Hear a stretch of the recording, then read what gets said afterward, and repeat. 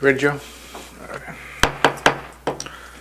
All right, we're going to call to order the regular meeting of the City Council. The City Council serving as the successor agency to the former Redevelopment Agency Board for Tuesday, February 3rd, 2026. This is our 4:45 p.m. closed session. Roll call, please. Councilmember Gardner? That would be you. Councilmember Pitts? Didn't know if you're... Councilmember Pai? Here. Mayor Pro Tem Voss? Present. And Mayor Mattis. Present. I see nobody in the audience. I don't see anything for public comments. Madam City Attorney, would you announce closed session? Thank you, Mr. Mayor, members of council. We have one closed session item, conference with legal counsel, anticipated litigation, potential initiation of litigation pursuant to paragraph 4, subdivision D of section 54956.9. It should be 2 matters, not 3. So again, we're going in for 2 matters. Thank you. All right, we're recessing to closed session.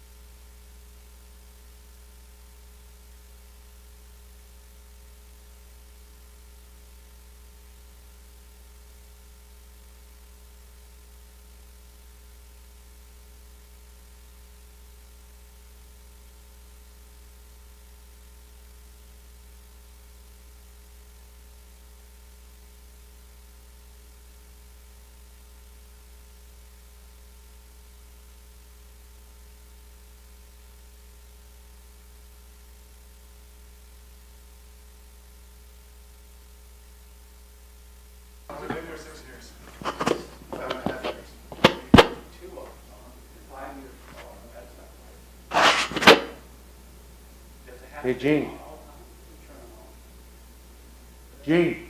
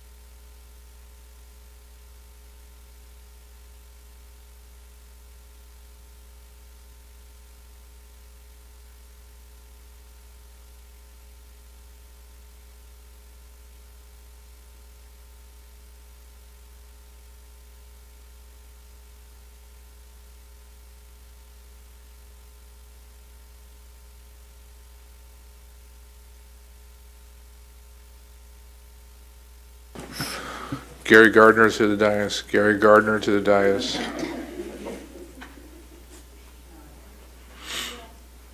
I have 5 kids, so this is what I gotta do, round them up all the time. All right, welcome back, everyone. This is our 5:30 presentation period, the funnest part of the city council. With that said, we have 2 presentations tonight. The first one's going to be an award presentation by the Public Entity Risk Management Authority, also known as PERMA, and I will let you take it from there.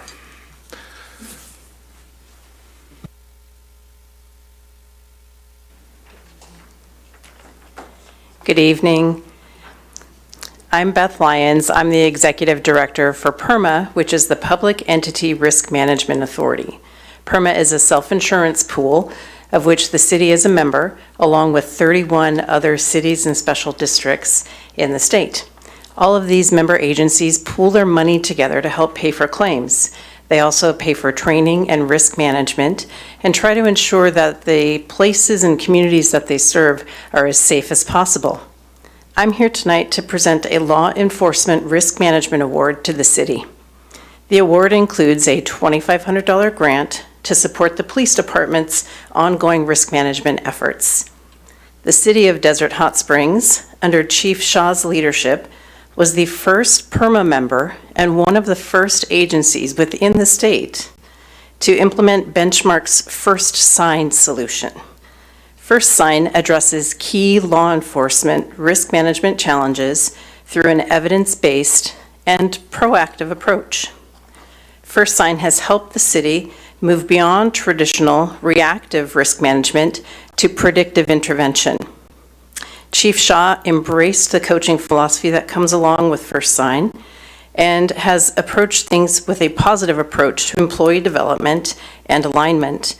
And his work has helped all PERMA members because of its positive evidence of use. The PERMA Executive Committee granted this award in recognition of Desert Hot Springs' proactive approach to reducing exposure. This grant will be used, or may be used, I should say, to help support the police department's risk management activities, such as training, equipment, policy development, or other initiatives that will help reduce exposure. So I'd like to say congratulations on this well-deserved recognition and thank the city for its continued commitment to risk management practices. And with that, I'd like to have Deputy Chief Hattersley come up and accept the award. I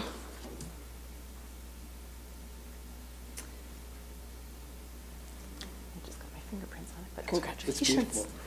I want to say on behalf of Chief Shaw, thank you very much for this award, and we look forward to collaborating with PERMA now and in the future.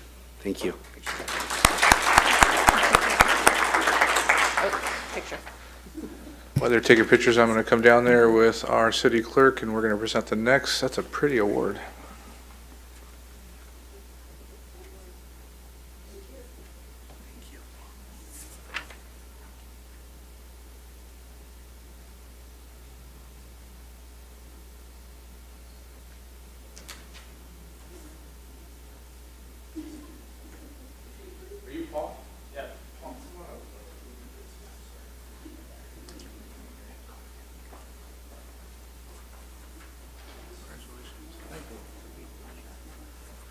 Say a few words.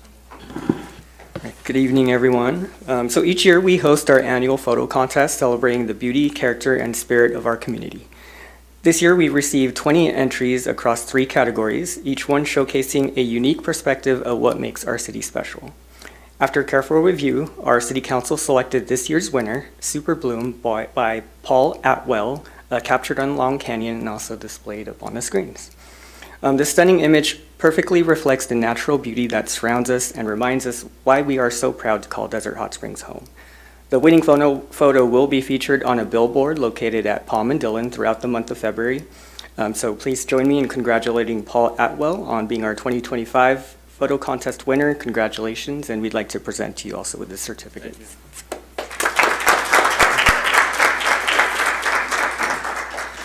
And Paul, on behalf of the City Council, the Mayor and the City Council of the City of Desert Hot Springs hereby honors you for the 2025 photo contest winner. It's a beautiful photo. Thank you so much. We have 25 minutes for you to give a speech before our next meeting. Would you like to say anything? You don't have to. Well, first of all, I'd like to show you how I took the picture. Technology And- these days, huh? Yeah. It just happened. We were driving up Long Canyon and I looked over and I go, oh, gotta stop. I jumped out and took the picture. But anyway, thank you for the certificate. Thank you for submitting it, and let's stand back here with the city council, we'll get a picture. Okay.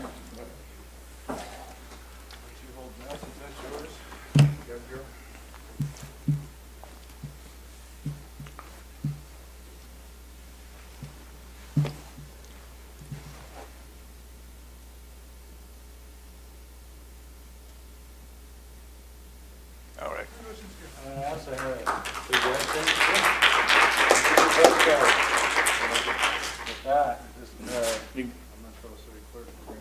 The billboard's up if you haven't noticed. I saw it. It looks great. Doesn't it? I can't believe I put my name in. The city has a billboard as you're heading out of the city, and this is, picture will be up there for, I think, the next 30 days or so, right? So everybody can enjoy it. We don't have any other presentations today. Congratulations to our police department. Thank you for taking the time to come out and do that award. That was a beautiful award. And we'll be back in 25 minutes for our open session. Thank you.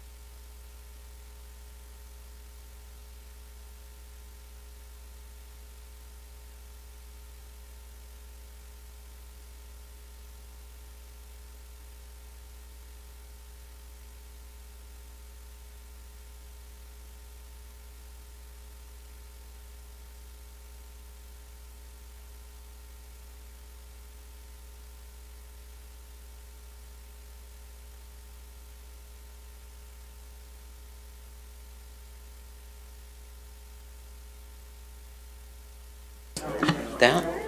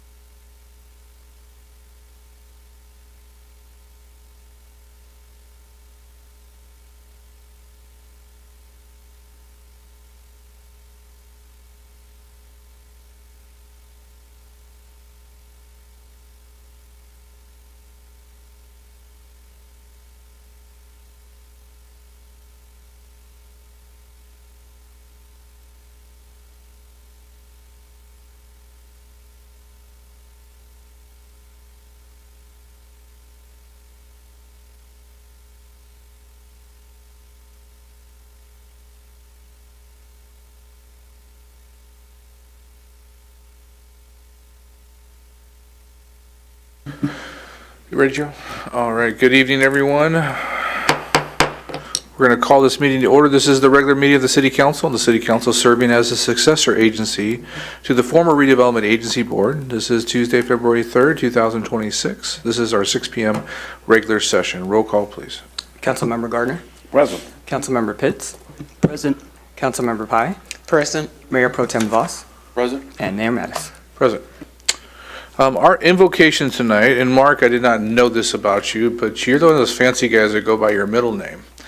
John Mark Rogers is the chaplain of the Desert Regional Medical Center and Eisenhower Medical Center, and he is going to give us our invocation tonight.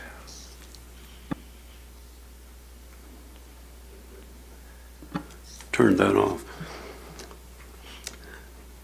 Let us take a moment to pause and give thanks.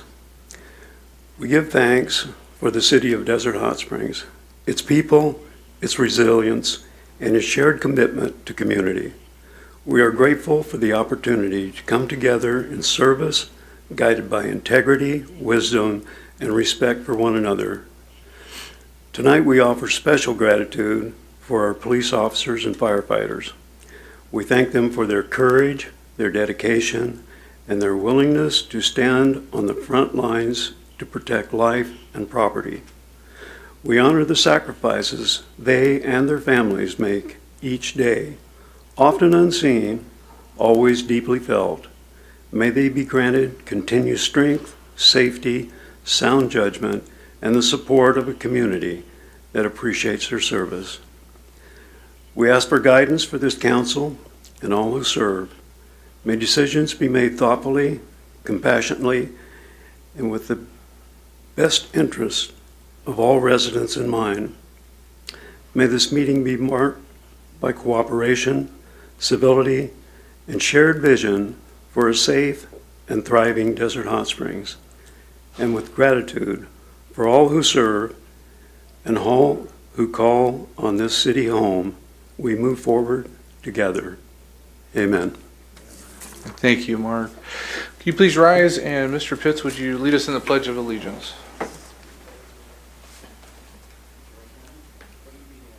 Pledge allegiance to the flag of the United States of America and to the republic for which it stands, one nation, under God, indivisible, with liberty and justice for all.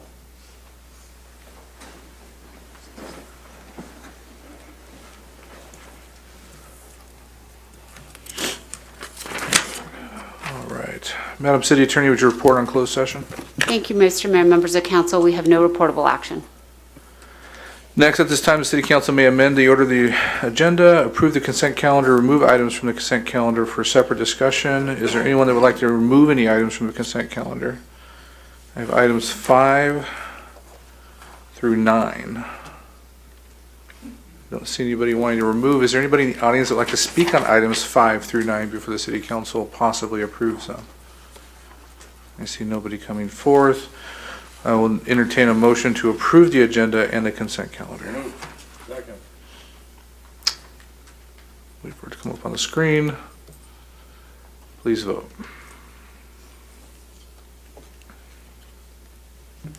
Motion passes unanimously.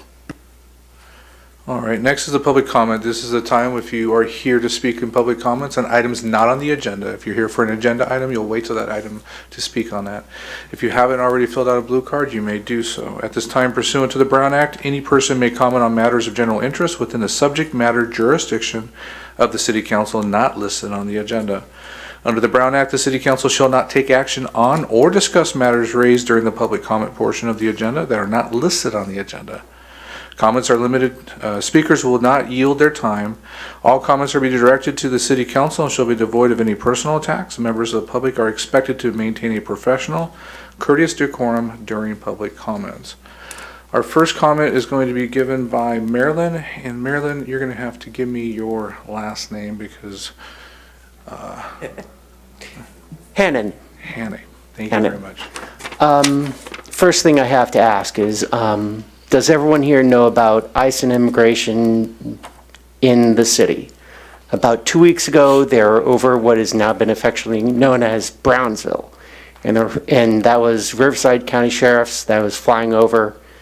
Chad has been in the area. He's been trying to keep it very quiet, but he actually has been here. Last Saturday, there was a military helicopter flying over my area, which was in Mission Hills area, and they were flying pretty low, and it was a big helicopter. Two reasons why I know it was military or government is because it didn't show up on AIS, and it was black, and it didn't have any identifiable marks on it. So I have questions of, do you guys know that these things are happening? Because they're happening, I'm seeing they're happening, and it's starting to concern a lot of people that I know in the area. Second question I have, do you have a interest or consideration in joining a PUD? That's power, that's water and sewage. They have Inland Empire who actually has a PUD. It might be beneficial to at least consider it. That's it. Thank you for your comments tonight. Andreas Marquez? And just if I didn't reiterate, there's 3-minute timers up there for you to see. That's how much time you get. That's Go ahead. fine. I actually came in support of someone else who just been working with him out there, cleaning up the deserts. I started this a while ago. I do know Christina knew some, and some other people jammed by. Whatever happened, it fell off. We were coordinating together at one point, and I sent you guys messages. They were never answered back. We had some things going. Maybe I came off on the wrong foot, but you know that I'm not really a polite type person. I just want to get the job done. That's more what I am. I'm a worker. So I want to see if we can continue that, if you want. It's I go out there. I have a nonprofit 501c3 nonprofit organization. I go out there, clean all the deserts, illegal dumping, encampments, a lot of drug use, specifically by the school zones. There's school zones, and I found tons of drugs. I got videos, pictures, all that stuff, right by DSMS, piles of needles, all that stuff. And it's a lot of places near our schools and our water supplied spots, tanks, everything, reservoirs. For some reason, it seems to congregate there. And these are, I think, spots in the city that are kind of, what's the word I'm looking for? Affected by certain impacts like that. Children walking to school, they see that. It's not okay. Whip it bottles everywhere. It's crazy, A lot of it's due to homelessness, and that's a whole other issue. But I'm just here to work, get it done. Any support can be given. That'd be appreciated. Appreciate all your efforts. That's it, right? Thank you, sir. All right. Tammy, you'll have to say your last name. Is there a Tammy? Yeah.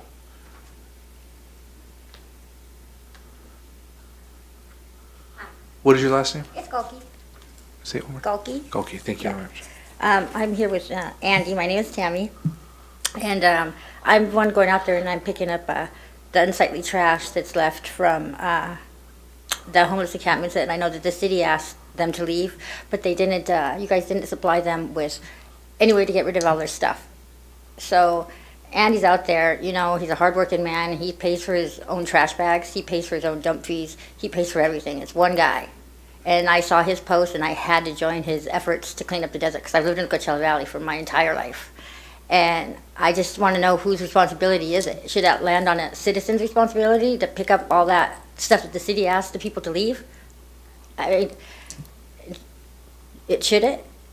We can't have a back and forth. This is your No, time. I understand that, but I'm just saying it shouldn't. It Yeah. shouldn't fall on Andy, and it shouldn't be something that he has to do solely himself and he has to fund himself. It should be the city taking care of it. Okay? Appreciate your comments. Yeah, thank you. You're so welcome. All right, our next speaker is going to be a group. It's Julian. Are you the leader? Is it Julian or Daniela? Julian? Steve, actually. Steve. Okay, Steve, you're the leader of it. I know there's 3 of you that want to speak on the Key Club of Desert Hot Springs High School. And Kiwanis, yes. Hang on a second. Okay. Well, why don't you come on up so we can give you 3 minutes, and then if there's more after that, we'll give you a little more time. So, how many of you are speaking? 1, 2, 3. Perfect. All right. Okay. My name is Stephen Finch. I am the president of the Kiwanis Club of Palm Springs. Also with me tonight is Robert Puentes, who is the vice president of the Kiwanis Club of Palm Springs. Kiwanis Club of Palm Springs has been serving this end of the valley. Basically, now what it is the school district, all the communities within the Palm Springs School District since 1951. We are one of 2 clubs in the Coachella Valley. There's a new club that's opened it's called the Greater Coachella Valley at the other end. Both of the Kiwanis clubs support youth and community. That's our mission, and we have members from this community in both of our clubs. One of the best things that we do is student leadership. And this year, after a number of years of trying, we helped charter a Key Club at Desert Hot Springs under the direction of Kathy Nolan, who's one of the teachers at that school. So I want to introduce for their comments, and then I'll come back and finish mine. 2 sophomores from the high school, the vice president, Julian Oriana, and the club secretary, Daniela. Julian, you're going to have to speak closer to the mic. I know you have a great voice, but when you guys speak, just make sure you're there because there's a lot of people that watch on TV. Julian, and then Daniela Amazola. Awesome. Hi, my name is Julian Oriana, and today we want to talk about the Key Club here at Desert Hot Springs High School. Key Club is a student-led organization that gets involved and helps others. It gives us the chance to step outside of school, volunteer in real places, and see impact we can make as students when we work together. This year, our Key Club has been involved in a lot of meaningful events. One of the first places we volunteered was Kitty's Wildlife and Rescue. While we were there, we helped clean the area, take care of animals, and paint a deck, and we do a lot of hands-on work that helps keep the rescue running. It showed us how even simple tasks can really matter when it comes to protecting wildlife.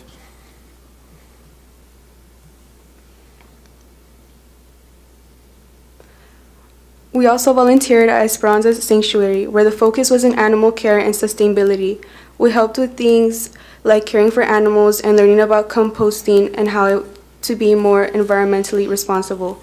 It wasn't just volunteering, it was also learning how to take care better of the world around us.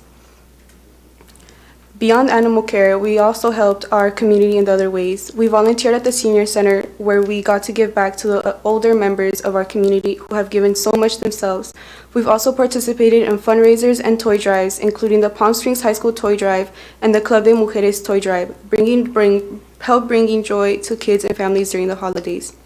Key Club is really about service, leadership, and heart. You don't need to experience just a willingness to help. You make friends, earn service hours, and most importantly, you make a real impact. Thank you. Okay, you guys stay or sit down, whatever you want to do. I'm going to finish up here real quick. So, as you can see, we're very proud of these young people. They are learning about community service. They are learning about leadership. They are learning about their relationship to you by being here today. So I thank you for letting us have the opportunity to do that. And I also want to once again thank Ms. Nolan, who has stepped up to the plate and done a great job getting these kids organized.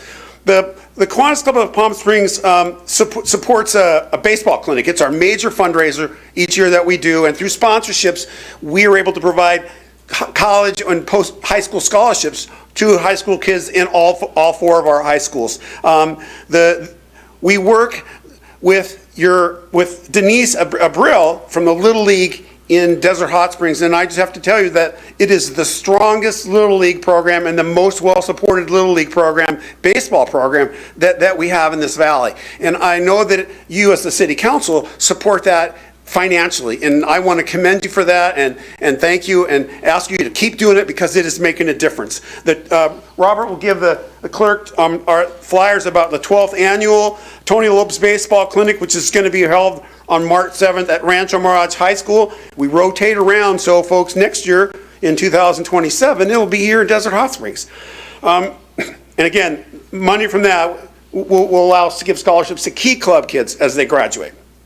The last thing I want to tell you is that within the Palm Springs Kiwanis Club, we recognize that we support 4 communities: Rancho Mirage, Cathedral City, Palm Springs, and Desert Hot Springs. And 3 of those communities are separated by a white line in the middle of the road.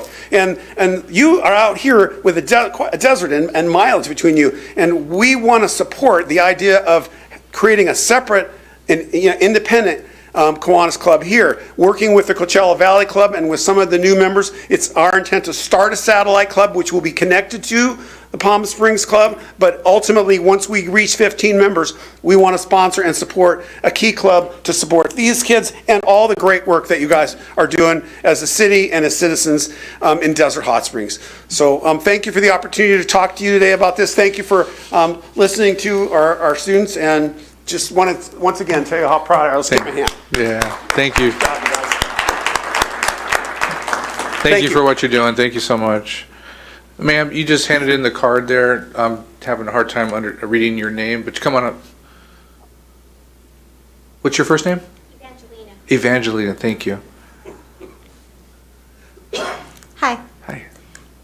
Today, my name is Evangelina Mesa Vasquez, and I'm here to, I need your support and I need your help today. And today, my subject is on the fire department, and I would like to acknowledge them for their time and their efforts. At this time, I do have a complaint, and it's going to cover many subjects in the area. One of the subjects is going to be there's been a misunderstanding or a mislead, and I believe that they have taken justice into their own hands. We're going to start with the notice in drug in action, and there has been several complaints on this. Right, the residents some residents are aware of the unnecessary people in the area, and I don't know if they've been paying very much close attention to that. It's been very hard for some of us to get by or get around. And some things that they're not disclosing to our chief of police. And when we're being reached to 911, we're getting sent elsewhere to other branches. Also, there's going to be some city-like permits. Some of the Arabs in this town, with some of the Indian people in this town, and I believe that they have been falsely charged with some of the information provided, and some private sectors are coming in, and I just want them to be very careful, because some of the dining places have been affected, and the library has been affected. It's being vandalized. So at this point, that's all I have, and I hope that we can reach a help and support from you all. Thank you. Thank you. Our last blue card tonight, we are honored to have Carol Rogers, who is the Desert Healthcare District Representative here. Thank you. Thanks for having me here. I know that Chris Christensen, our CEO, was here at your last meeting, and I wasn't able to join him, which was probably better because I'm the troublemaker and he tries to get along with everybody. So I'm here for two things. Jan's laughing at me.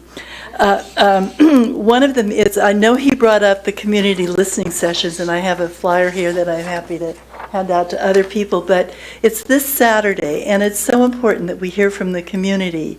I know that I've listened to many of you, many of the residents here, and Chris probably didn't say what was on the mind of the people and what I've heard from others. You know, we're separated by a freeway, and when the roads are closed, our residents don't get to go to Desert Regional Medical Center for emergencies.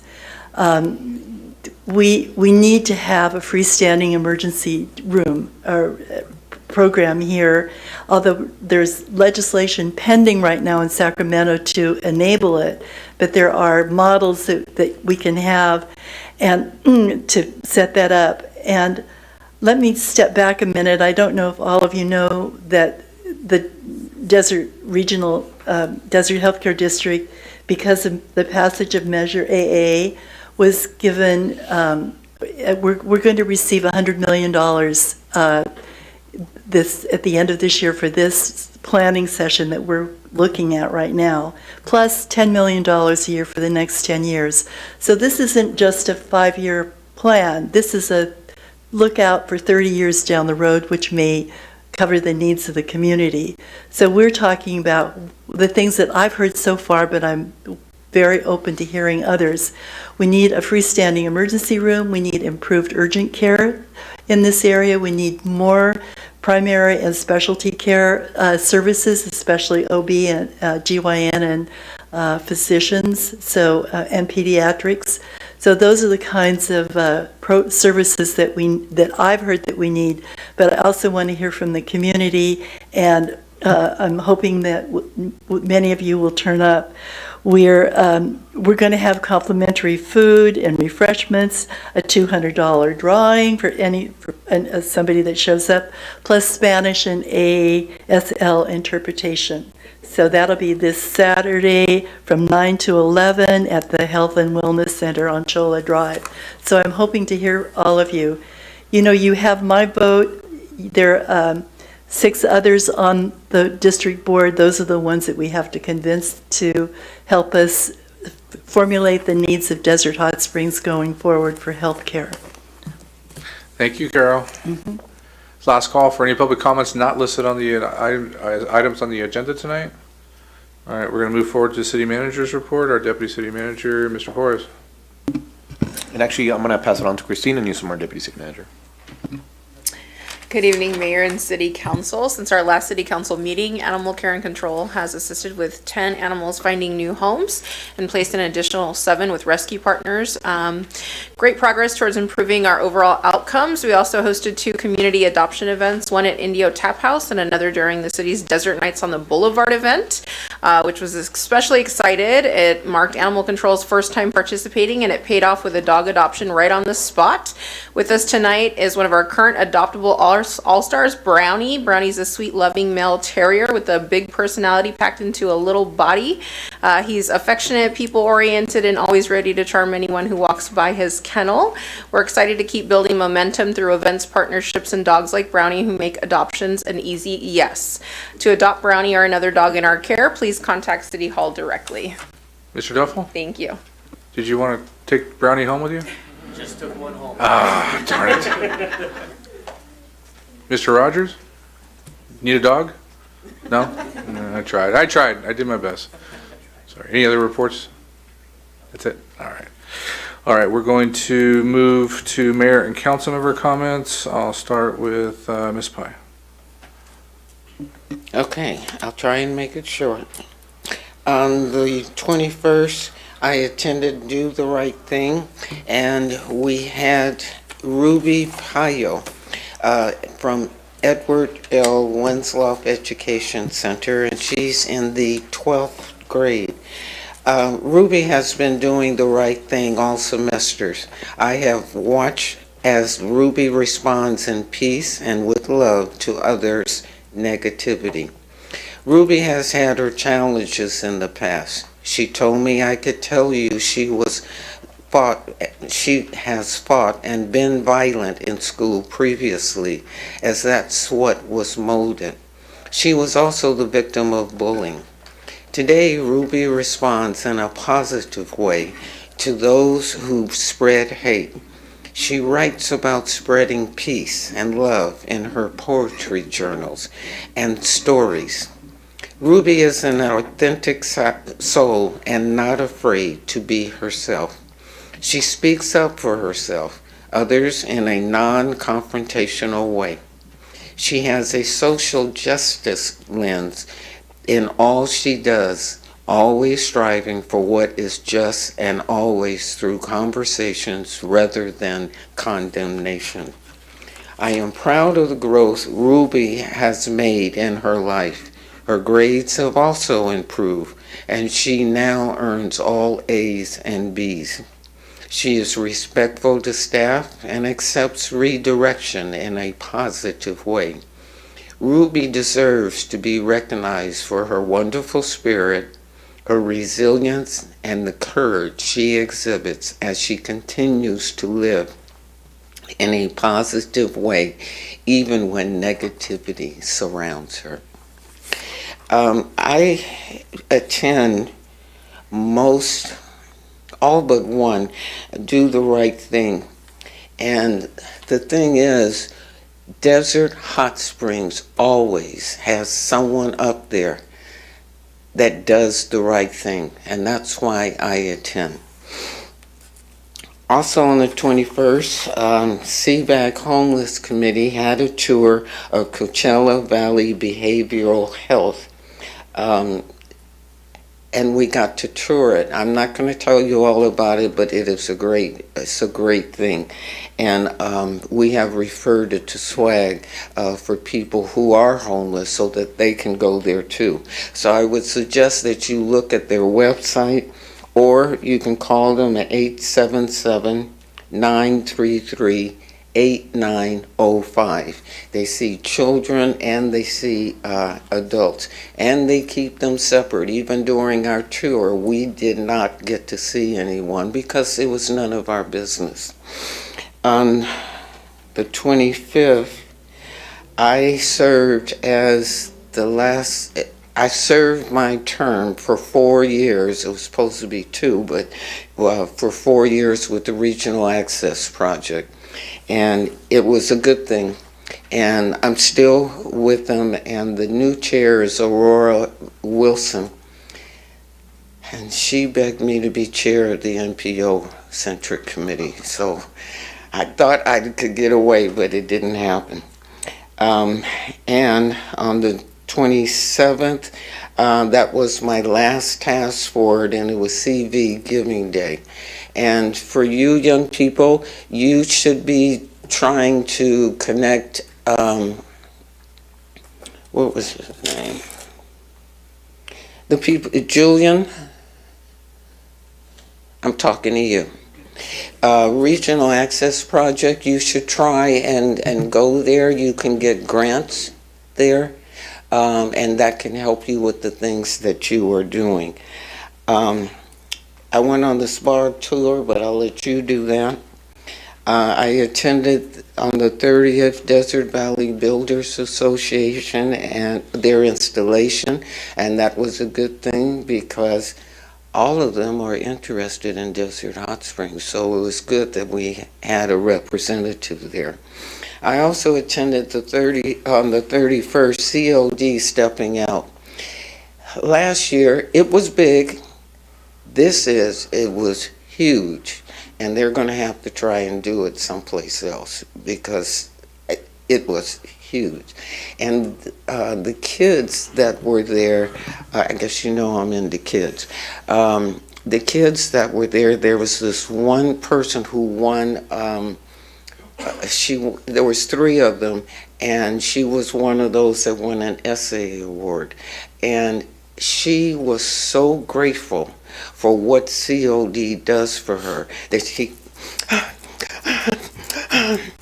she could not overcome what COD had done for her. And there was another person that came up, and all of his schooling with COD on up was all tax-free because he got grants and scholarships. And then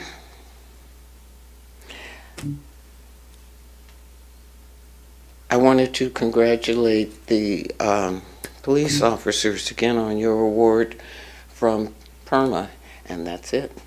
Mr. Voss. Thank you. On the 21st, attended our airport commission meeting. As things ramp up over there with some of the work they're getting to do over there on the airport and plans for it, the long-term goal is they're currently at 3.3 million annual visitors. The goal is to hit 6 million annual visitors. And so to do that, they have to obviously begin accommodating that, which is what part of their multi-billion-dollar project is going to be, which includes different things they're going to be doing for parking, car rentals, the tour or taxis, those kind of things, realignment of the flight path, these kinds of things. So that's going to be important. On the 28th, attended the Desert United Luncheon. And this was the first time I had been there, and I was the only person from Desert Hot Springs there, and it was rather interesting. It's mostly professional business groups and nonprofits that attend, and kind of a network thing. However, the one thing is there were a lot of people that were extremely interested in Desert Hot Springs and how they can become more involved in our community. You know, they've heard things, they see things, they read things, and they kind of didn't know how to be connected. And so, you know, I always start with go to our homepage on our city website and read the strategic plan, and then from there, you know, any questions you got, any number of us can help you out with that. But it is nice to see that a variety of people that do business services and the like want to expand into our area of the valley. On the 29th and 30th, attended the Riverside County Transportation Commission annual workshop. That was quite productive. That was there. It was in Cathedral City, which was kind of nice, so we didn't have to travel that far for that. You know, some of you have obviously read that the CV Rail was approved by the commission. It's a long-running project that has been long awaiting, and so hopefully once this study stuff gets done, that they'll begin construction and move forward with that. On the 29th, attended the spa tour after event party to kind of meet with everybody that attended that, because I was at the workshop that day. I couldn't attend the tour, which looked pretty exciting. And then today we had the Palm Springs Airport Operations Committee, and we're just going just over some basic things there, and that was it. Mr. Gardner. Thank you, Mr. Mayor. As Ms. Pye mentioned, we had the spa tour, and kudos to our staff and congratulations for an event that was just, it was off the charts. They knocked it out of the ballpark.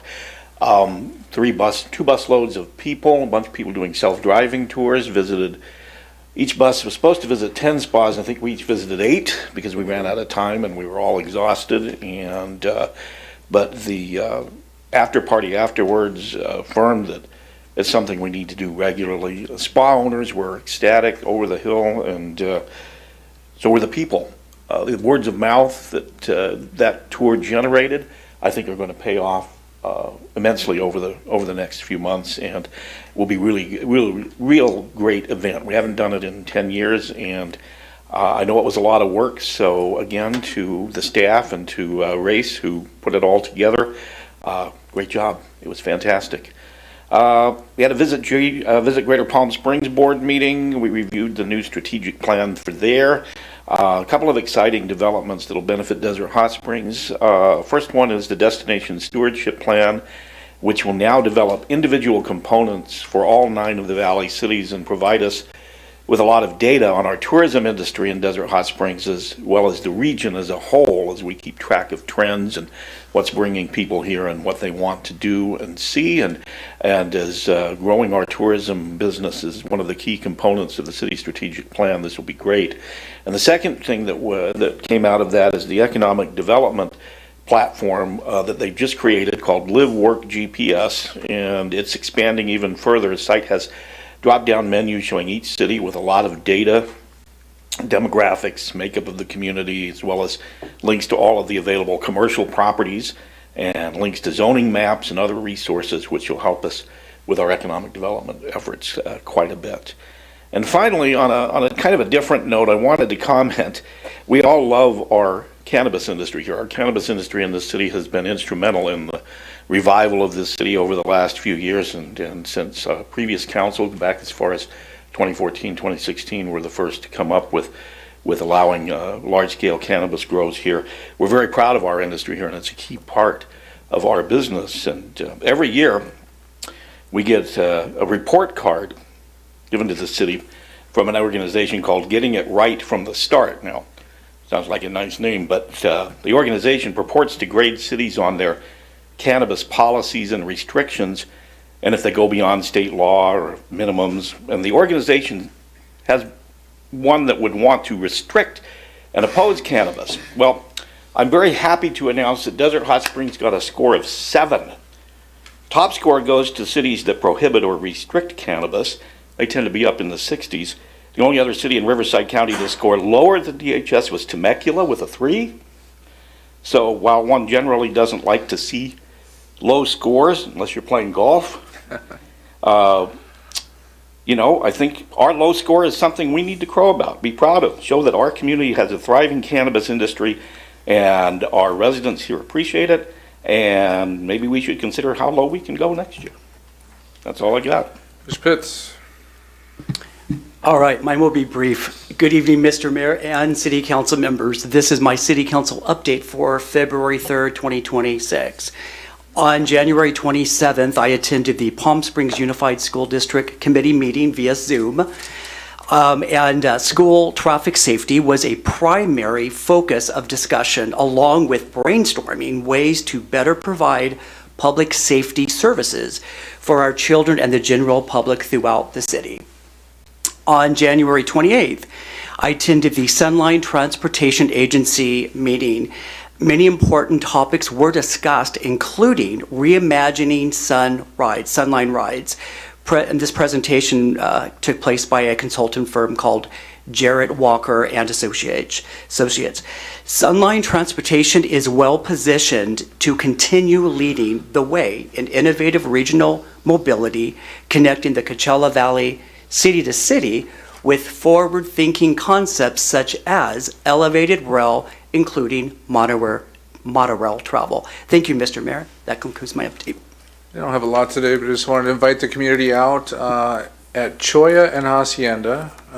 There's the Animal Control Center, and that is going to be the new sports park for Desert Hot Springs. It's going to hold our youth football program, a full football field for them, and it's going to hold a new senior baseball field, which is something that we've had to lease or help rent from the high school for so long. So this park will break ground at 10 a.m. Is that right? 10 a.m. on Saturday. The whole community is invited out. I hope you can be out there. Construction is going to take about a year. There's a lot of road construction going on in that area right now. So if you're going to come, show up a little early so you can make sure you can find parking and get yourself there.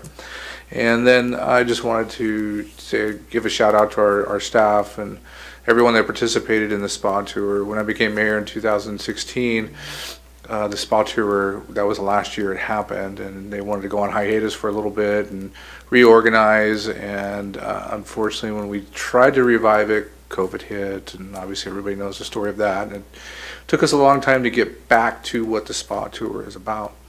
And I say this all the time, one of the biggest industry in our community is our spa industry. That tax that you pay everywhere you go in the United States is here in Desert Hot Springs, and when that tax is paid in Desert Hot Springs, that's that TOT tax. It comes back to the community and police officers and road repairs and firefighters and staff that we essentially need to run the business here of Desert Hot Springs. And so highlighting our spas, it's over 4.3 million. Is that about the right number there? Look at Jeffrey, he'll look through the long ledger of revenues we get, but it is one of our top revenues each and every year. And even during COVID, our spa industry grew in revenue. So to highlight the spas again was important. There was 13 on the list. My bus got to 10.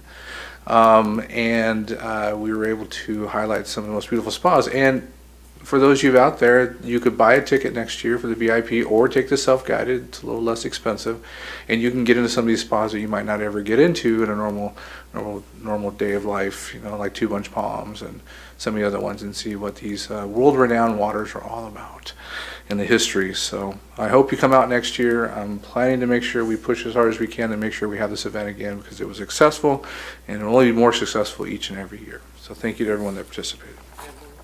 Yes, ma'am. Andy, I do want to continue conversation, so give me a call. All right, we're going to move to the planning hearing, or public hearing, sorry. This is item number 2, the appeal, APP 25-1, an appeal the Planning Commission's decision to approve conditional use permit number 25-9 for a public conveyance and necessity of a Type 21 ABC license. And our assistant planner is going to give our report tonight. Good evening, everyone. My name is Evalada. I'm the associate planner, and I will be presenting the following item. So the item before you tonight, Desert Hot Market, is for an appeal number 25-1 to overturn the Planning Commission's decision of the approval of the Type 21 ABC license. The applicant and owner of Desert Hot Market located at 12285 Palm Drive, Suite 103, submitted an application for a conditional use permit and a finding of public convenience or necessity to allow the off-sale of beer, wine, and distilled spirits for off-site consumption, ABC Type 21 off-sale general license. The current project was considered and approved by the Planning Commission at the December 9, 2025 meeting, thereby approving the Type 21 ABC license with a 4-to-1 decision by the Commissioners.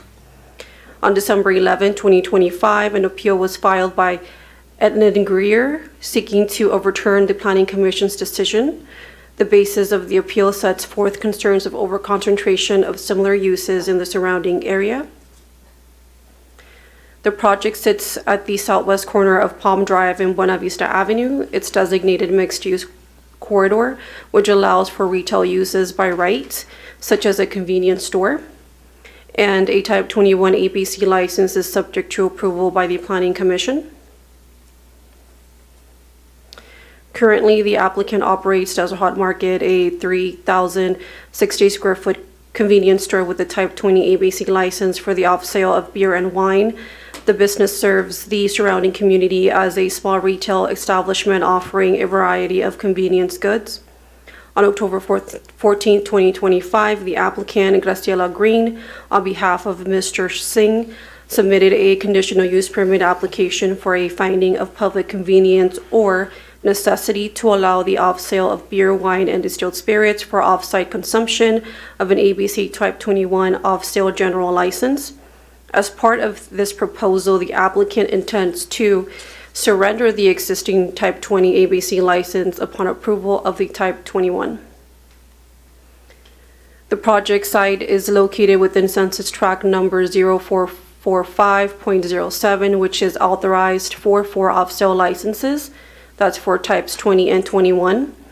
Currently, 10 licenses have been issued for the Type 20 and 21 licenses, of which only 8 are active or actively operating, and only 4 of the Type 21 ABC licenses are currently operating.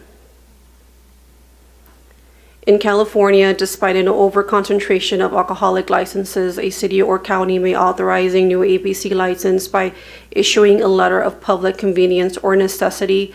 This discretionary action, authorized by state law, allows local governments to determine that a specific business serves the public interest, overriding standard overconcentration limits.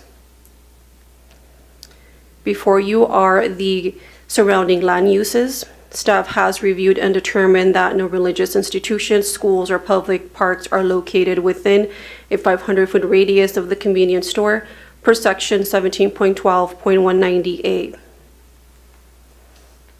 The premises occupy a single-story suite measuring approximately 3,060 square feet. The display of alcoholic beverages will utilize approximately 205 square feet of wall and floor space and about 20 square feet of storage floor space.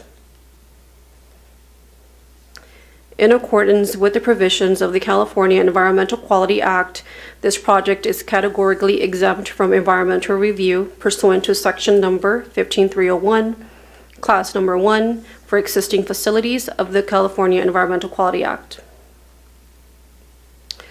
The City Council may consider the following. 1, a resolution of the City Council of the City of Desert Hot Springs, California, upholding and affirming the Planning Commission's decision to approve conditional use permit number 259, thereby approving the project. Or 2, a resolution of the City Council of the City of Desert Hot Springs, California, overturning the Planning Commission's decision to approve the conditional use permit number 259, thereby denying the project. Or 3, provide additional direction as City Council deems necessary.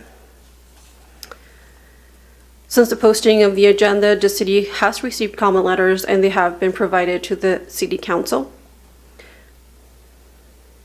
So that concludes my presentation. The applicants are in assistance. Staff members are also available to answer any questions. Thank you. Thank you, Ms. Laura. Who is appealing the decision of the Planning Commission? So Not yet, Mr. Duffel. So the appellant is Atwell Greer. Say it again. It's Atwell Greer. Atwell Greer. Okay. And the applicant, are The- they here today? They are. Mhm. Is there any questions of staff before I open the public hearing? Okay.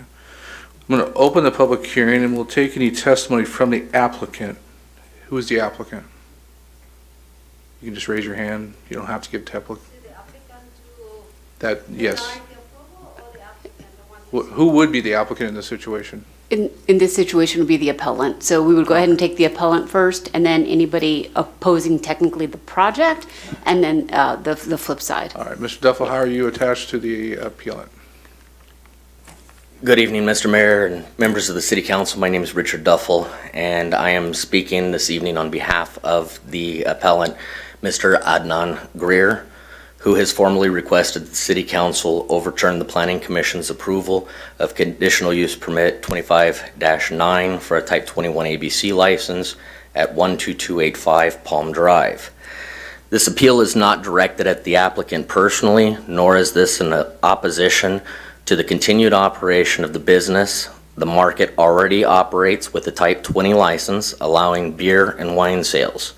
The issue before you is whether expanding that license to include distilled spirits at this specific location meets the required legal standards of public convenience and necessity.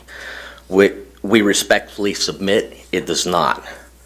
First, the issue of overconcentration has not adequately been addressed. This corridor contains a high concentration of alcohol-related issues in close proximity to surrounding businesses and residential neighborhoods. While the Planning Commission evaluated this project individually, the City Council must consider the cumulative impacts of adding another Type 21 license to an already saturated area.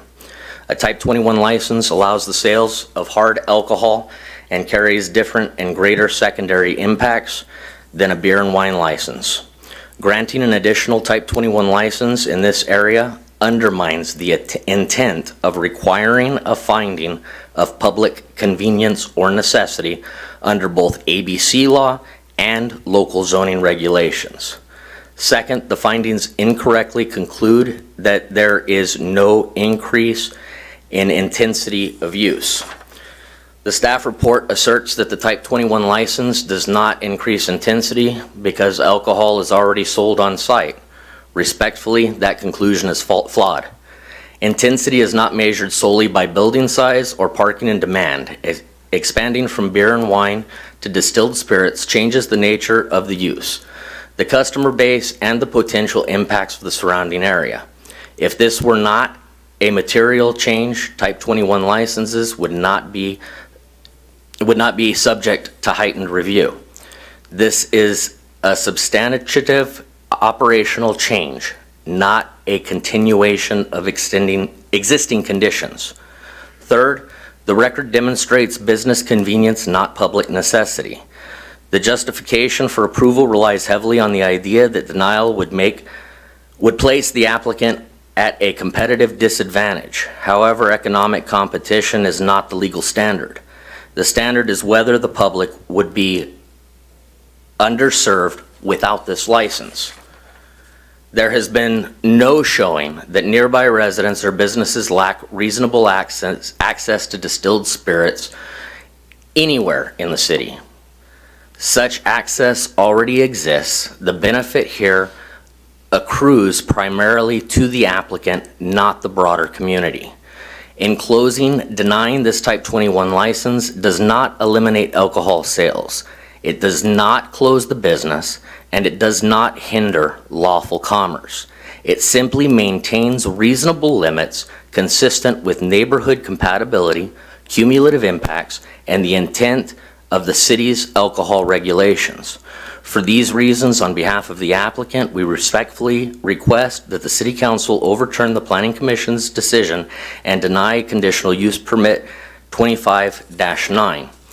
I also have some petitions that were given to me tonight from local businesses and residents in the area that is impacted that I'm going to pass over to the city clerk for circulation to you. And if you have any questions, I'm available. Okay, before you do that, can you articulate to the city council why you're representing the individual? Are you I- friend, concerned citizen, I'm- hired consultant? I'm a friend, I'm a customer, and I also reside in the district where this is taking place, And customer of, of the appellant, Mr. Adnan Greer. and where is their business? It Okay. is across the street from the applicant, Across the street? directly across the street on Buena Vista from the applicant. Okay. Thank you very much. You're very welcome. I'll pass these Is there over. anyone else as part of the applicant? Yes, you'll have your chance in a minute.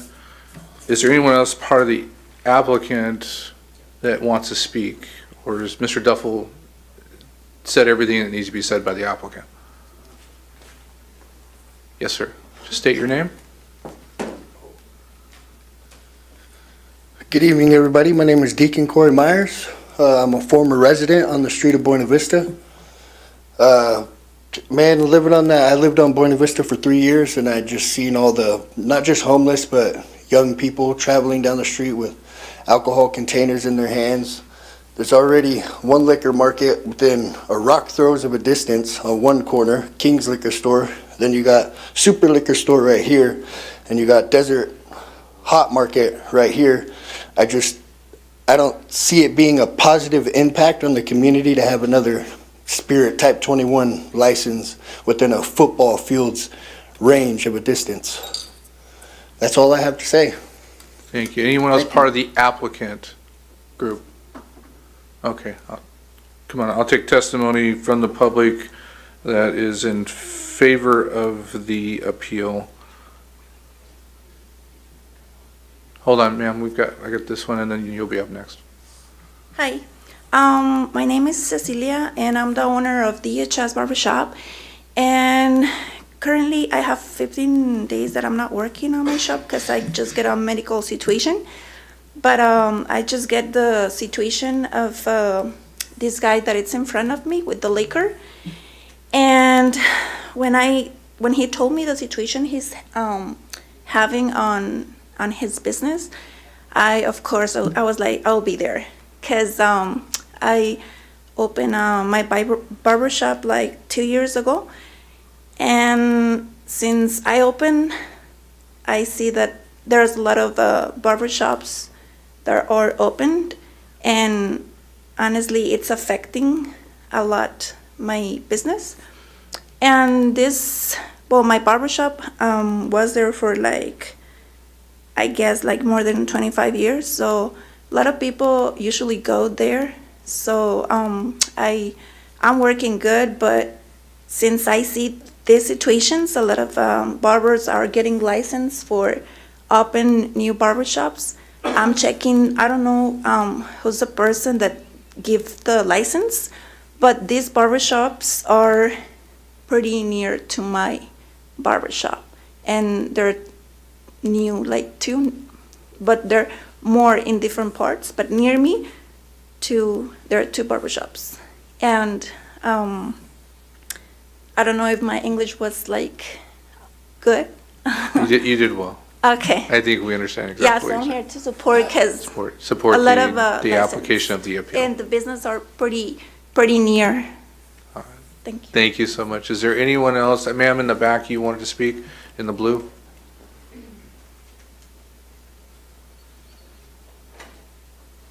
This evening? Are you in favor, opposed, or neutral position of this appeal? Neutral. Thank you. Go ahead. I'd like to say this evening that there's several risk factors that can be ran in with this new petition, right, that they're petitioning for and their upgrade. One of them is I don't agree in the exemption that there was written of. There needs to be this renovation, and if they don't have the funds for them, there's loans that they can take in order for this. One of the risk factors that I'm suggesting is the cooler is a big problem, and the electrical hazard that it can be, right? It can cause a power outage. It could cause a power outage in the area. Ma'am, this is a public hearing on the license itself, not the business. So you need to focus your comments on the license and the reason you're in neutral position of them having or not having a license. Okay, not having a license, and that was the reason. Thank you. Thank you so much. Is there anyone else that's opposed or a neutral position before I give the initial applicant time to rebut anything that has been said here today? This is the last opportunity before we close the public hearing after the initial applicant gets their moment. Okay, I have nobody else coming forth. The initial applicant, would you like to come up and rebut any of the information you've heard today?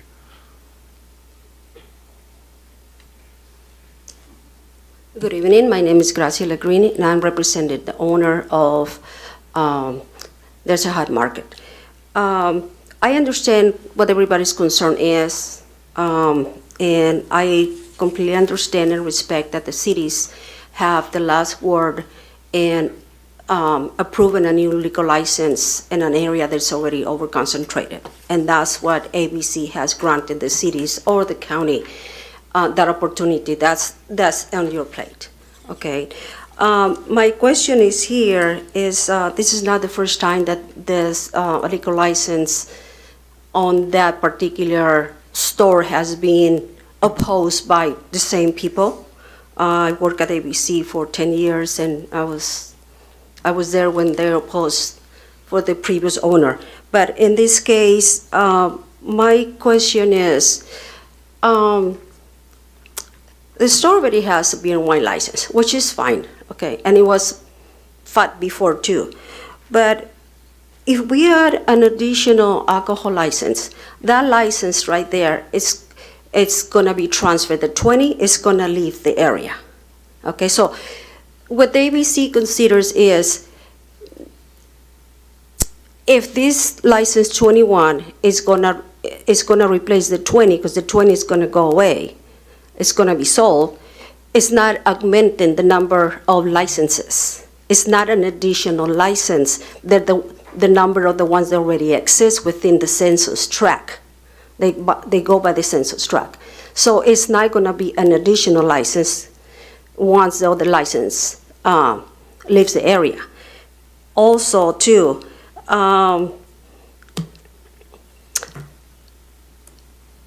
my contention is people who already purchase alcohol at any other, his liquor store or any other liquor store or Cardinals or whatever stores they are, they're already drinking.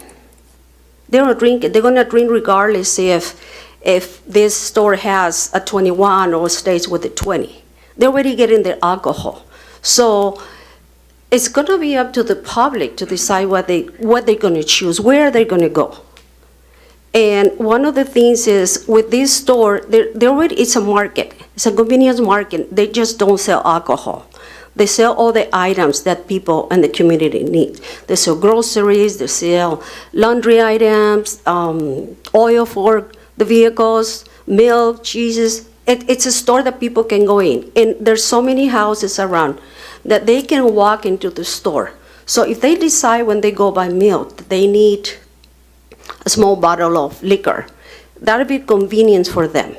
That is the convenience that they are offering. Now, There's a Hot Market will be offering an additional product to the current customers, okay?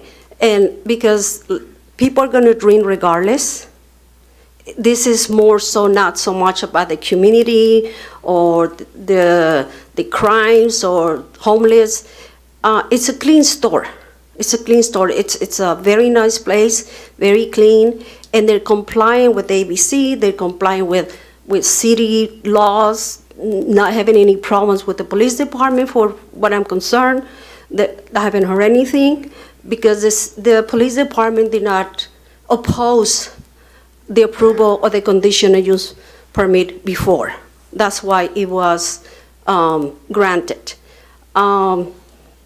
Now, not permitting Mr. Singh to be able to offer additional products to his customers is they're putting him again in a disadvantage against the current liquor stores. Like I said, I don't know what else to say here because the city is doing their job, ABC is doing their job, and people, when we came before, we submitted several letters from the public, from the actual customers that go and take advantage of the products that There's a Hot Market offers. There were like 67 letters that we provided, and I think they're in the package. I have another one here, which there's copies over there from a person who wrote it a few days ago. So Yes, we received it. yes, I just would like the city to take a consideration mainly on the public, mainly on the service that they are providing, and then also give Mr. Singh an opportunity to be able to work in the same level as the surrounding liquor stores. Again, people are not going to stop drinking, even if he doesn't sell tequila, whatever. People are going to drink anyway. Okay. So- Your point's been made. I appreciate it. Anything additional to add? Well, when they approved the conditional use permit, there were some conditions that Mr. Singh had to abide by, and one of them was he is working with the city already about the sign. They already, the company already approached the city. They got all the regulations. They're doing the drawings, so that's on the works. Another thing is they added more plants on the sidewalk, so it looks very nice. And I think that's it. I can't think of anything else. You guys know the story of the store. I appreciate your testimony. Thank you, and I thank you very much Thank you. Thank you. In going through the Robert's Rules of Order, technically, Mr. Duffel, you're the appellant, so you get the last rebuttal if you have any. Again, Richard Duffel, the only thing that I have to add is the original applicant made it very clear just now herself that there is an oversaturation of this type of business. One type 21 literally within 50 feet of the front door of this applicant. The law is very clear. There is no necessity or convenience for another type 21 literally across the street from one that already exists. It gives no benefit to the neighborhood or the surrounding areas. Thank you. I've already, is there anything additional, or are you just going to repeat something you've already said, ma'am? No, it was just a conversation. Okay. All right, so we received the petitions, we received the letters. Is there any new testimony from the public at this time? All right, I'm going to close the public hearing at this time, and I'm going to open up the city council for discussion. Can I say something? No, ma'am, I'm sorry, I've already closed the public hearing. Ready? Yeah. All right. So, you know, when we get these, we have a planning commission and we give them the task of doing in-depth research, determination reviews, these kinds of things, and we have them to make these expertise decisions on their time and energy with what they do, in addition to the staff that does this as well. And, you know, I've had a chance to go over to this place. I've been there. I think it's a nice place. I know that they sell a variety of other items as well. I don't see this as a typical liquor store type of environment. I see this more as a convenience. It's just another item on the shelf. You know, if we really want to deal with the concentration of alcohol licenses, we probably should have been dealing with that 3 or 4 back, maybe even more back if we wanted to. But when I look at this, isn't adding additional, it's simply just, you know, adding one additional item inside a store that already sells alcohol, that, you know, whatever license type and stuff is more of a technicality thing. But the other factor is that, you know, I want to support our planning commission in all the time and energy that they did. You know, I see there's going to be those rare occasions that something may come to us and we may consider something different than them. But for the most part, you know, at least for me personally, I have an obligation to me that I believe that we should follow what our planning commission recommends and suggest that that's what you're there for, to do the in-depth review of these things and do this. You know, why have it if we're not going to have them and follow up with those things? I don't see a compelling reason on this appeal here to overturn what the planning commission has done. I don't see anything different, any changes, something that was dug up that we all missed or didn't find and anything of that nature. And I think our staff did a great job with what they did with their research. And so I'm inclined to make a motion to, but I'm sure we've got some other. Yeah, we have some more city council, and I'll come back to you for the motion. Ms. Pye, anything? I do want to wait to see what the rest of the council's concerned, but based on the information that you gave and the other person gave, this is about competition. And we're not here to judge your competition on how you market or don't market your products. And the police do not have a problem unless laws aren't abide by. So they don't have a problem at the moment. And as you said, it is a different type of business. I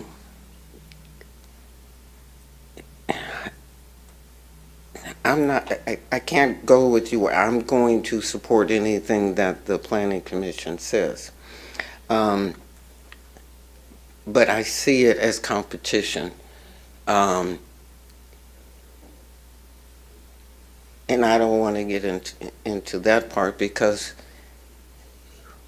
what we have to do is legit. What the Planning Commission is legit. And that's enough for now. Gardner? Thank you, Mr. Mayor. I will agree to its point with both Ms. Pye and Mayor Pro Tem Voss.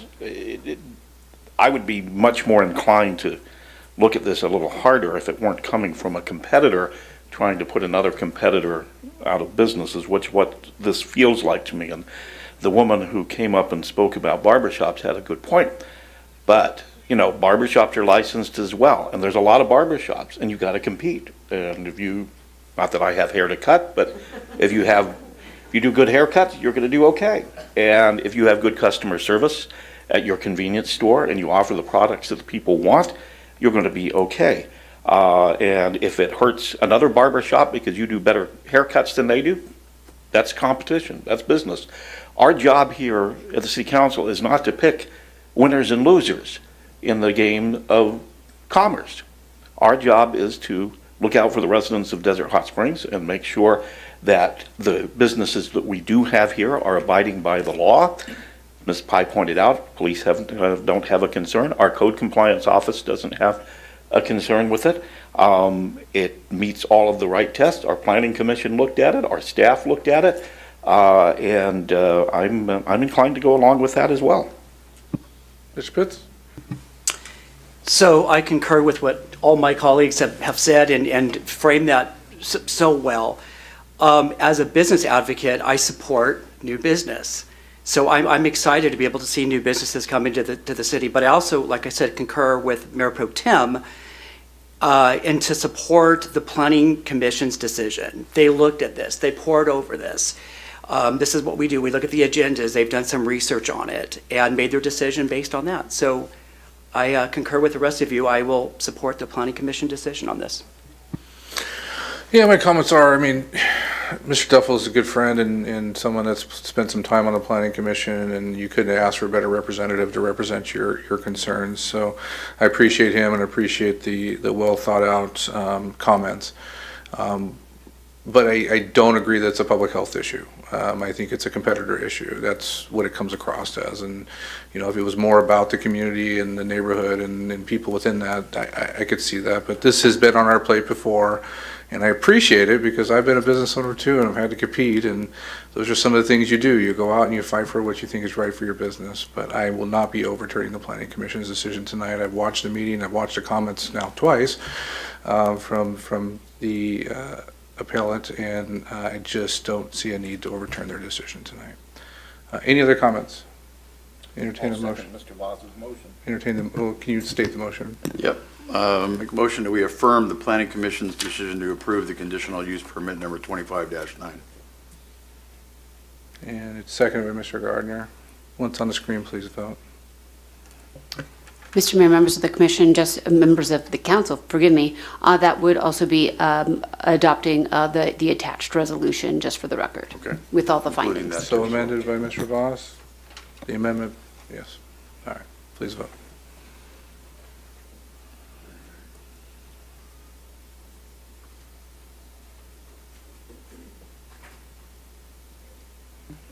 Councilmember Pai? 4, it's not working. Motion passes unanimously. Thank you. We do have a couple other items on the agenda. You do not have to stick around and listen to the rest of us tonight. Thank you for coming out tonight. We're going to move to the administrative calendar. The first item on the administrative calendar is OneFuture Coachella Valley funding request. Who's going to be taking that item tonight? That'd be me, Mr. Mayor. Thank you, sir. Good evening, Mayor and Council. This item is a request to support OneFuture Coachella Valley and its regional plan for college and career readiness, which brings together schools, businesses, and community partners to strengthen the Coachella Valley's talent pipeline and ensure students, regardless of background, can succeed in college, career, and life. OneFuture's regional strategy focuses on key outcomes in increasing high school graduation, supporting college access and post-secondary completion, enhancing career readiness, and connecting students to higher wage employment. Their work aligns scholarships, mentoring, and academic support to create more equitable pathways for students and families. For 2025-26, OneFuture is requesting $25,000 in city support to strengthen services specifically benefiting Desert Hot Springs students and families. The funding would be used in 3 areas: education and career pathways enhancement in the amount of $15,000. This includes college and career pathway programming, financial and guidance and application support, the Gents Alliance program for young men, and collaboration on KidWind. The Future is Ours event in the amount of $5,000. This provides direct scholarships and student support funding and includes city recognition as a sponsor, including event presence. And number 3, education fund enrichment in the amount of $5,000. This supports scholarships for Desert Hot Springs students and leverages match funding with regional partners to help offset tuition and related expenses. OneFuture has demonstrated measurable impact in our community, over $2 million in scholarships awarded to 288 Desert Hot Springs students since 2009. For 2025-26, 45 Desert Hot Springs students received $161,250 in scholarships, and 9 students are currently participating in OneFuture's RN expansion program. Local engagement also includes KidWin STEM competition hosted at Desert Hot Springs High School with 276 students participating, and participation in the Regional College and Career Fair with about 70 Desert Hot Springs students attending using district transportation. The fiscal year 2025-26 adopted budget already appropriated $25,000 for this purpose. This sponsorship supports goal number 8, community services, engagement, and quality of life of the city's strategic plan. Staff recommends that the council consider approval of a $25,000 sponsorship proposal from OneFuture to provide educational services to Desert Hot Springs students and families. And lastly, I believe Lexi Ward with OneFuture is present to offer a few remarks and answer any questions. That concludes my staff report. Awesome. Do we have any public comments besides, okay, OneFuture, go ahead, come on up.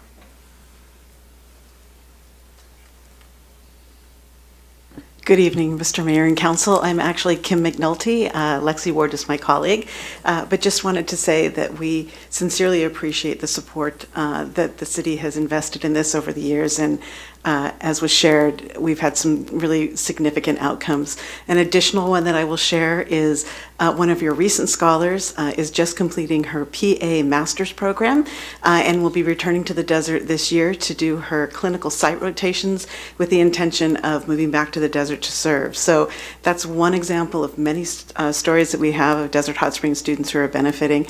And the KidWind event that we spoke about, this year's event is actually coming up February 21st at Desert Hot Springs High School, and any of you that would like to come and see it in action would be more than welcome. I'd be happy to answer any questions you have. First of all, KidWin's so cool, so if you guys get a chance and you haven't gone, you should go. We appreciate everything you guys have done, and I'm in total support of this. I think you've put the money where it needs to go to make sure that the education's done, so thank you. Any other comments or questions? I do. Long time ago, nothing bad, went to the schools.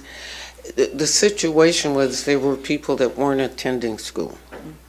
And the reason why they weren't attending school was because the parents had to work and the little kids weren't in kindergarten yet, and so somebody had to stay home with the kids. So you drilled down and found out that is what was happening. The kids were not skipping school just because. It was because of survival. And they figured out a way to do that. Past Superintendent Lyons is still on your board, and she does not play. And so I know that if that continued from there and she's still on the board, you're doing okay. Thank you. Any other comments, questions? All right, thank you so much. Thank you very much. I'll entertain a motion.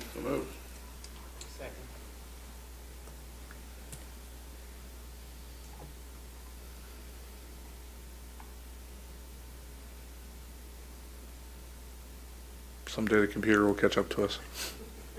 Please vote. Gotta love technology. Councilmember Pai, is that a yes? Okay, motion passes unanimously. The last item on the administrative calendar is discussion item. Consider of a drone-based 4th of July fireworks show. And how this works for the public audience that's watching is when a council member wants to bring an item for discussion, they must get a sponsor on this item. So Mr. Pitts is bringing this item, which is sponsored by Mayor Pro Tem, for a discussion on whether we want to direct staff to go do work on this and bring back an item for full discussion and vote in the future. Mr. Pitts, I will give it to you for discussion. All right, thank you. Thank you, Mr. Mayor and City Council members.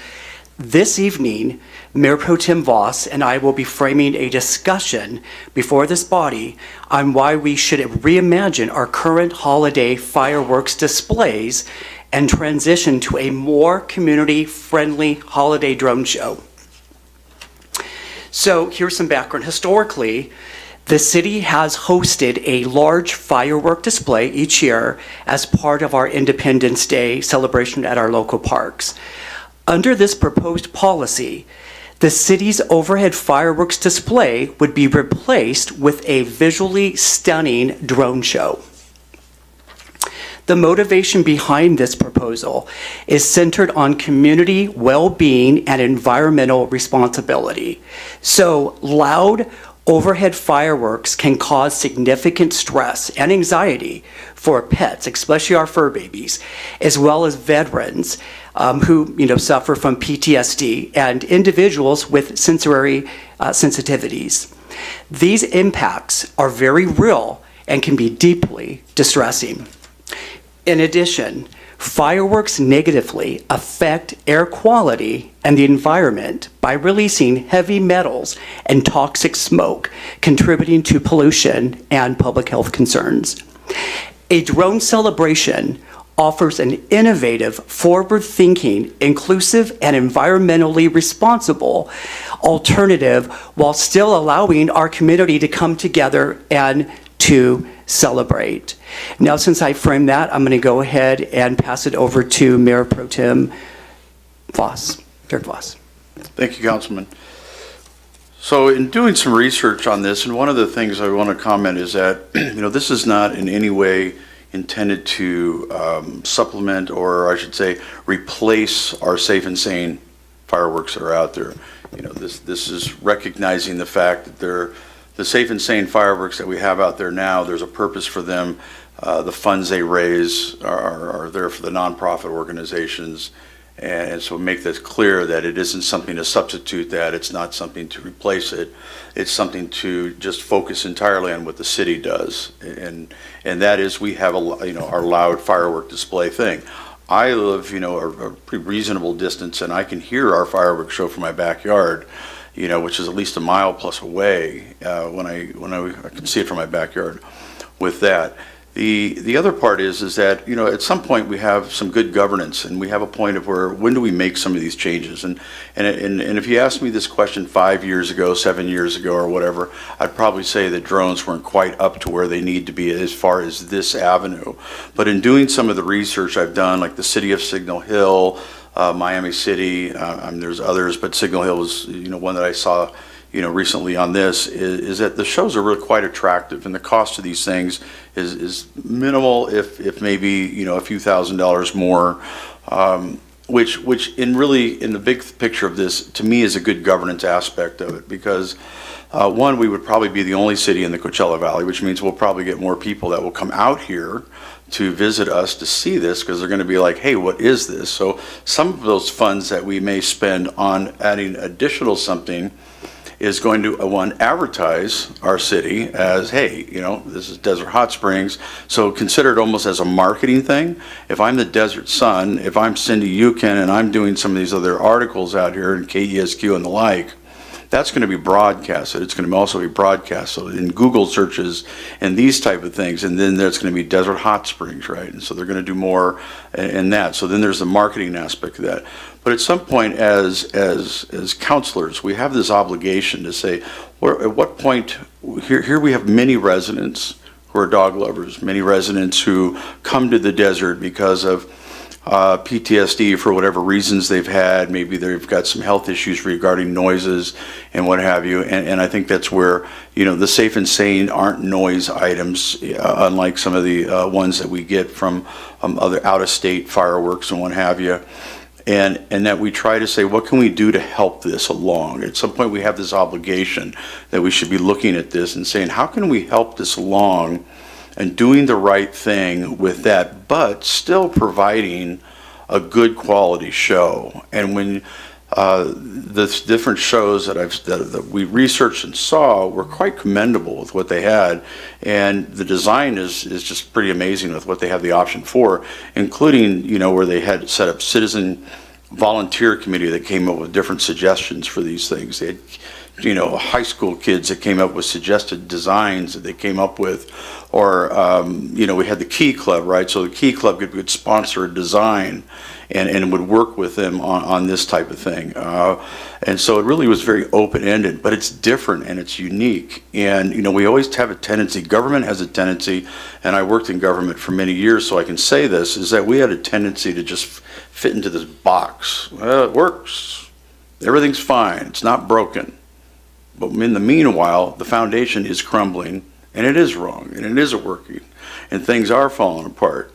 And that's when you have to begin thinking about, where do we make some of these changes? And some of these changes are big changes, how we run a city department, how we run a roads program, or how we provide services, and we make those dynamic changes. We did that through our strategic plan, and we came up with what some of our goals were with that thing. And we have some of these things when you look at the Boulevard Nights, when you look at the farmers market thing, and in the way that some of our departments now are working with that, and how we've been pro-business, we've done things more cutting edge or more modern in a way.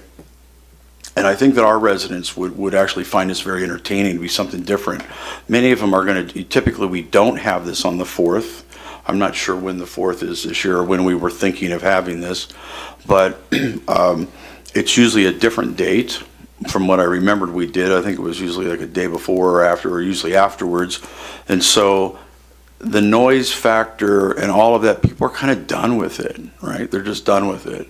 And now they want something, and they hear this. And then when the city does it, the complaint we get is, why is the city involved in this 2 days later after the 4th of July? We're kind of tired of this. And the tribes now have their own that are large, and they're out there by the freeways and in large areas, and so people can see that type if they want to see that. But the question I ask you is where are their drone ones? And that's the thing, there aren't a lot of them. And that's where I think we have an opportunity to take an idea that's already being used, it's being successfully used, and market it in Desert Hot Springs as, this is the new Desert Hot Springs. This is the cutting edge Desert Hot Springs. This is the Desert Hot Springs that is willing to do what may be the right thing, or try the right thing to accommodate our residents and our you know, our animals that are out here, and to do these things and come up with something new that could be it could be an absolute, you know, fantastic thing, and also in addition to the marketing aspect of it. And so the recommendation for us is we would like to see is have this come back as an agenda item, and we can get a little more in depth on costs and stuff, but consider doing it for this year. And if for some reason it just flops, then we can at least say we gave it a try. But if we don't give it a try, then we just became that same traditional bureaucratic foundation of governing agencies. It just says boom, boom, boom, and they don't continue to try, and that doesn't work either. And I'd rather see Desert Hot Springs, with our very positive image right now, continue that uplifting positive image that we got. I mean, look at these awards. You know, our police department got an award, our finance Mr. department. Voss, you're going to have to wrap it up so we Hey, can all no, have you know it. what? I'm just going to keep on going. I'm But not going my- to let you filibuster, so please wrap up your I comments. know. Well, This is- Landman doesn't come on until 9 o'clock. This is consideration on the Yeah. agenda item. We all need to have comments on it. I understand it. So that's what my recommendation would be. Thank you very much. All right, I'm going to take public comments, and anyone that would like to make public comments on this item, this is for consideration of the firework display going to a drone show. All right, I have nobody else coming. With both your passions, I hear you very much. I will compromise with you and consider this for an agenda item, but not for this year. That's my thought. This year is the 250th anniversary of our nation. This is not a year to take a chance on a show flopping, but I am very open to the fact of doing the research to find out the difference in cost and planning for the following year if it's something that council would want to consider. Mr. Gardner. Thank you, Mr. Mayor. I really appreciate both of my colleagues bringing this forward. I think it's innovative thinking. I think it's an interesting idea. And as Mr. Voss pointed out, I think we would probably be the first or the only city in the valley doing it, which would be a draw over for our tourism stuff. And we could maybe actually have it on the 4th. The reason we never get it on the 4th is because all of the other cities have signed long-term contracts that have locked in the 4th, and there aren't that many people that do displays. So this might And I actually think we already locked in our contract for this year, didn't we? Does anybody know from staff? I know Roberta's So, not here. But, Anyways, you know, that's one of the reasons we never get it.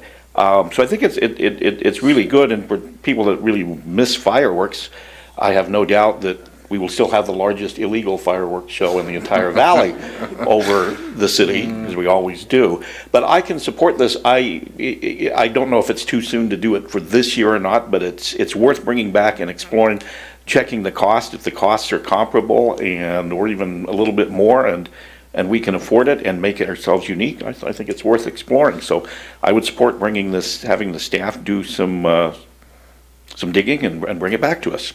Ms. Pye. I'm for it, and then I'll tell you why. Thinking about what you said, forward thinking. Palm Springs, I would ask you to investigate what Palm Springs Unified Foundation. It did a show here already with drones, and they did it with drones. They did what you're talking about, and they want to do it here. And the reason why they want to do it here is because they want to do a campus here because it doesn't run into air flights.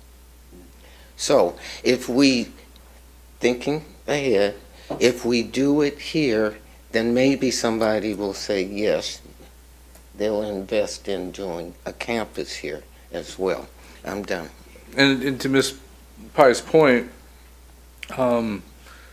when they had the drone competition in Palm Springs, there was a 300 drone show that had the logos of the sponsors, and it was beautiful. The City of Desert Hot Springs was a sponsor, and so it was very beautiful. And again, my disagreement is not in checking this out and seeing if it's something. I would not vote to do it this year, but that's my personal opinion. But we're not even there yet. So unless you guys have more comments to add, yeah, go ahead. Yeah, as far as, so it's my understanding that the contract has not, I hear what you're saying, doing it next year, but the contract has not been signed because this came up. I don't want to get into the numbers because I might be off on that, but it was not significantly more. It's something local, I guess that was, local company was going to do it. I wouldn't think it would be. And I also think it's important to state, and I didn't state this when I was framing this, I'm not against fireworks. Oh my goodness. It's like, right, it's like apple pie. We all grew up with it and we love fireworks shows. But as we stated, as forward thinking, it's something that happened years ago, and now it could be a great time, and you articulated it perfectly, laid it out for marketing, and you've all seen them. They can be really cool and really amazing. And for being advocates for our pets and veterans, for all the reasons we spoke of. So I'm glad to hear that there's at least, that we're on the same page. Again, I gave you my opinion, but I'm just one person. I'm open to the city council. If you guys want to go do the research and bring it back before this show and make a decision, you'll need to do that very quickly. So what's the city council's temperature? What would you like to do?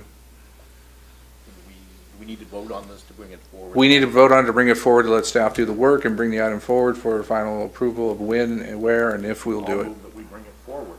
When would you like to see that? Right away, or? If it's okay with you guys, I'll say in the next 60 days. Is that too? There's a motion on the table. Is there a second? I'll second. There's a second on the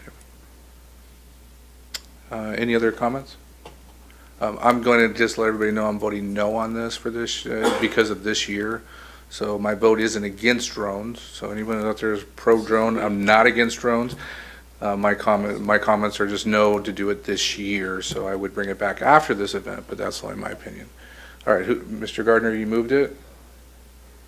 We should probably check with staff, see if 60 days is a good enough time frame for them to look into this and bring it back. Within the next 60 days? Within the next 60 days, we can bring the item back. I believe at that time, we would be well too far into the planning for this year's show.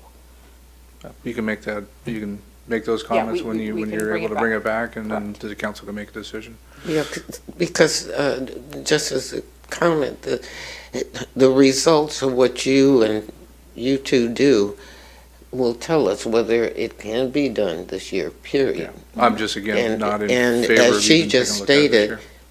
that's not going to happen. So it probably will be a year. Not that I don't trust our deputy city manager, but I'm still voting no.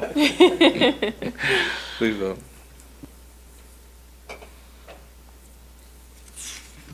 Motion passes with Mayor Manis opposed. All right, we're going to go to the consent calendar. There's nothing, no items pulled from the consent calendar. Was there anybody at the beginning of the meeting that did not speak in public comments, that would like to speak in public comments now? All right, we're going to move to, actually, the Planning Commission meets on the 10th, the Public Safety Commission on the 12th, and the City Council will return on the 17th. We are adjourned.